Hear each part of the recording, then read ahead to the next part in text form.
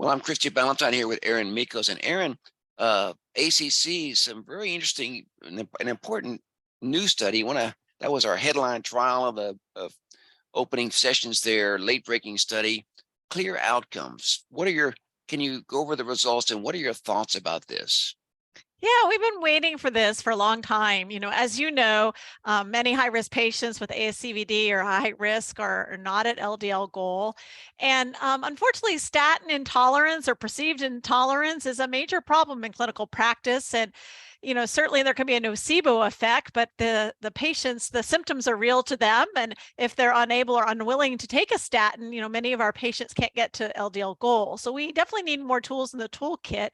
Clear Outcomes was a cardiovascular outcome trial for bempedoic acid. This is an oral medication that inhibits cholesterol synthesis in the same pathway as statins. And Clear Outcomes enrolled nearly 14,000 individuals that had partial or complete statin intolerance, and they had to have a baseline LDL of over 100 to get in. And they had to sign an agreement that they know that they can't take statins, even though statins have established benefits. Although 22% of individuals in this trial were on a low-dose statin, so they could have some statin on board. About 2/3 of the trial was secondary prevention, but 1/3 was primary prevention at high cardiovascular risk. And what I was very excited about is this trial enrolled nearly half women, 48% women in this trial. And I think that as we see in clinical practice, women are more likely to have statin-associated side effects. So anyway, the main results were that bempedoic acid reduced LDL cholesterol by 21%, about 29 milligrams per deciliter, also reduced CRP by 22%. And compared to placebo, this conferred a 13% reduction in 4-point major adverse cardiovascular events, a 15% reduction in 3-point MACE, which is cardiovascular death, non-fatal MI, or non-fatal stroke. And this was over a course of 40 months. So this is really exciting. And again, really fits what we see all along, is that there's, if you can lower LDL, you can lower major adverse cardiovascular events in a proportional fashion. And it really kind of fits along the curve, or what we would expect for event reduction with LDL lowering. Now, it didn't reduce mortality over 40 months. We didn't really see this either with the PCSK9 inhibitors. It's hard to reduce mortality over a short period of time, on a background of standard medical therapy. But I think some really other encouraging things, that there was a known increase in new onset diabetes. Patients are often bring that up with statin therapy. And we didn't see any signal for tendon rupture. Some earlier studies had suggested, a possible signal for tendon rupture. There really wasn't a good mechanism for that. It could have been spurious. And in this large 14,000 person trial, we didn't see that. So that put this question to rest. We did see a tiny increase, small increase, 1% increase risk in gout. This increase in uric acid levels has been seen in other trials of bempedoic acid, and a slight increased risk in cholelithiasis as well. But overall, I'm really excited to have a new tool in the toolkit, especially for primary prevention. And secondary prevention, we have other agents like our PCSK9 monoclonal antibodies or inclisiran. But outside of FH, those agents are really generally not available for primary prevention. So to have another option, an oral option, particularly even in high-risk primary prevention patients, is a good thing. So we have more tools more options we can offer our patients. So Aaron, some important things you mentioned that were different in this study. One of them is about half women. How did the women do? Because there's been, some people have tried to persist saying that women don't have the same benefit as men. What were the findings in this study? Yeah, so it was nearly half women, and there was no interaction by sex. Both men and women experienced, around a 14-15% reduction in cardiovascular outcomes. So women benefited similarly as men did, with this agent. And, we also saw the benefit in primary prevention too. I mean, the hazard ratio was 0.68 for primary prevention. That's why I'm really excited about that.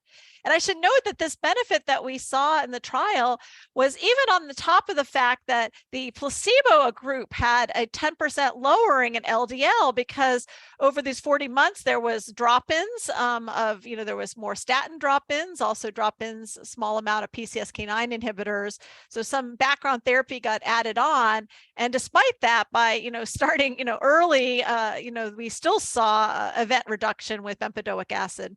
So, I think it's important, and this really, I know you have published and others that really, if you look at the totality of the data, the fact is women have benefited in prior studies. It's a little bit of a, I don't know, sometimes people repeat medical history from earlier, very early trials with very few numbers, but so there is the benefit. And the other part is primary prevention. We focus so much on high risk secondary prevention, but these were people who are high risk primary prevention, and the relative risk reduction, but the absolute risk reduction was also, in fact, a little larger in primary prevention than secondary prevention.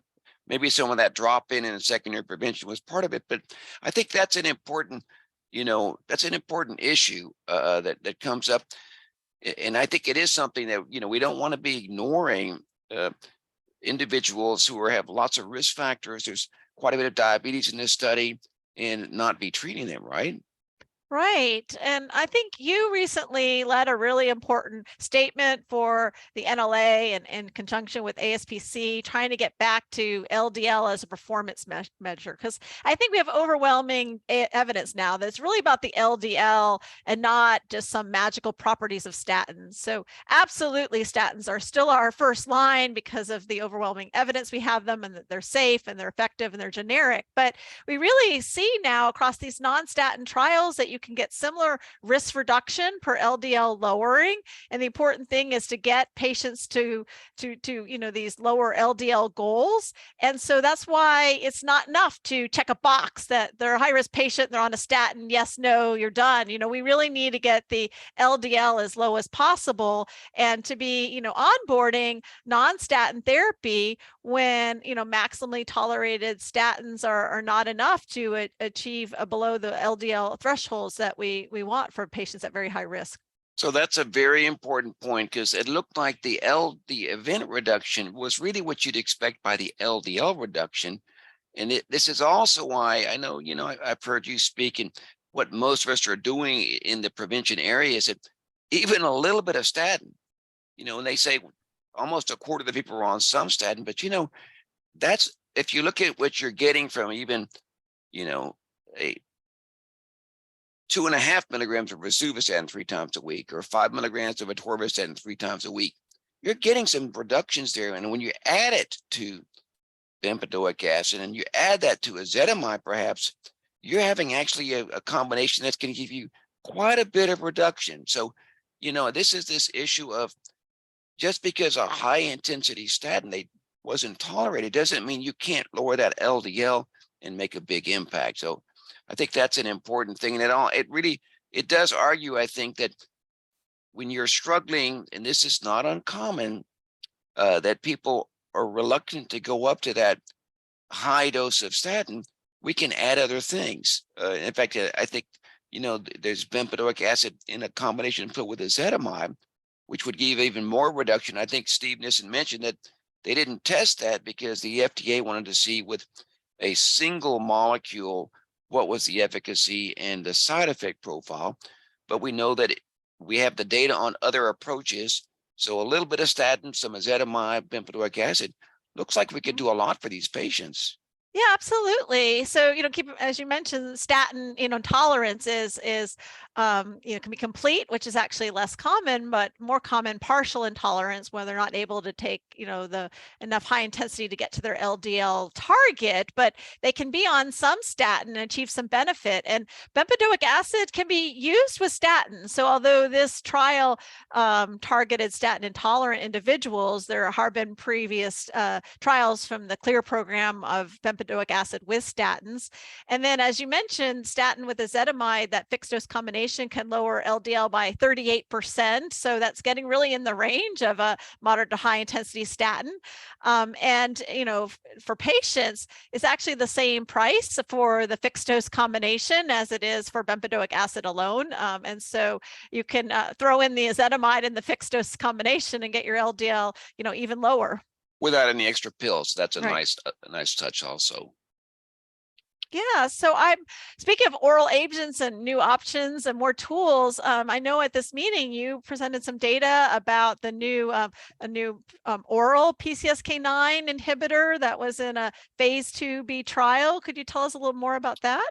Yeah, so that's an interesting compound at MK0616. So I was told many years ago that you could never make an oral molecule because of the nature of so difficult to block the interaction between PCSK9 and the LDL receptor. But this was it's always when people say it's impossible, and the next thing you know, biotechnology and improved science comes up with something you thought you couldn't do. So this was a combination of kind of recombinant screening technology. They have a macrocyclic peptide library hooked to mRNAs that they're able to screen 10 to the 14 molecules, so an enormous number. They found a molecule that was a pretty good inhibitor, and then they did this amazing amount of work in medicinal chemistry to improve it as a drug, so that enhances absorption, prevents protease from getting digested, and also in terms of potential interactions. And so it's really quite a story. So this was a dose ranging study, 4 different dosages, 6 to 30 milligrams versus a placebo. Simple 8-week study of treatment, 8 weeks of follow-up, and the LDL reductions were quite robust. At the lowest dose of 6 milligrams, 41%. At the highest dose, 60.9%. And big ApoB reductions also, about 51.8% at the highest dose. Big non-HDL reductions over 55%. So, and the efficacy was there like a monoclonal antibody. It's only 8 weeks, but if you looked at the tolerability, it was about the same as placebo, and we didn't see any organ-specific dose-dependent side effects. So it looked very clean, and this is leading to a phase 3 program that'll be going in the second half of the year. But really exciting that we might have yet another option available to be able to get people down, and hopefully, the study also was done to be broadly inclusive, because that's the hope for the compound. This one had 49% women, which for a phase 2 is unusual.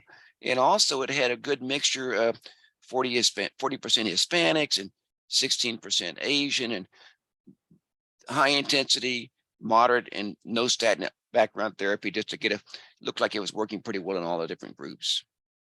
Yeah, it's really exciting. And, also at ACC, I know they presented Yellow 3, more evidence about with evolocumab, our monoclonal antibody, PCSK9 inhibitor, changes in plaque morphology and plaque stabilization, and just helping fill in some of the gaps with mechanisms of what these agents with potent LDL lowering are doing with plaque regression. So exciting times for prevention. It really is. We've gotten a lot of data that in fact, starting really immediately post ACS and then impacting the artery, we're seeing that you're seeing those changes within 12 months. So we're getting more and more data on the very highest risk people, but also moving it back into the primary prevention, where we're seeing also a lot of benefits. So I think there's a lot that we can do. Unfortunately, we're still not doing a great job implementing it. A lot of good implementation science at this meeting also, that we could improve the way we're, using EMR alerts and various things with it. But anyway, Aaron, thanks. It was a very exciting meeting. I think a lot of big implications for how we practice medicine, and the field keeps marching on. Yeah, thank you.